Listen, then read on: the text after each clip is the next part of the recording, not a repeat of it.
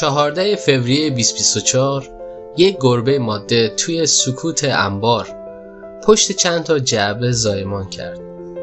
2 بچه گربه سیاه کوچولو آروم.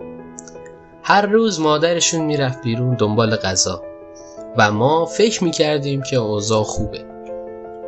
تا اینکه 3 روز ازش هیچ خبری نشد. هیچ کس ندیدش، هیچ جا پیداش نبود. تا اینکه فهمیدیم مرده. و حالا 2 بچه گربه یتیم توی انبار مونده بودن. من براشون غذا میذاشتم اما هیچ وقت بهم نزدیک نمیشدن. فقط از دور نگاهم میکردن. یک روز که اومدم دیدم یکیشون داره بالای سر اون یکی میو میو میکنه. لیسش میزنه، صداش میکنه. ولی اون یکی هم مرده بود. فکر کنم مریض بود، شاید عفونت، نمیدونم. و فقط یکی موند. تنها، کوچیک، بی‌پناه. اسمشو گذاشتم جگوار. نشستم جلوشو براش حرف زدم. نیم ساعت فقط گوش داد.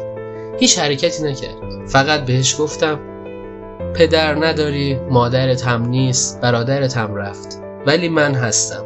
من بهت غذا میدم. یاد میدم چطوری زنده بمونی. و از اون لحظه جگوار با من دوست شد. الان بیشتر از 1 سال گذشته. جگوار شده گربه انباردار. همراه منه، همیشه همینجاست.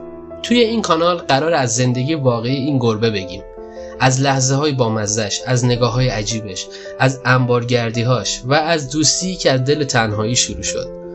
اگه میخوای داستان جگوار رو دنبال کنیم، لطفاً پیج رو سابسکرایب کن، زنگوله رو بزن و بیا با هم زندگی رو از نگاه یک گربه انباردار ببینیم.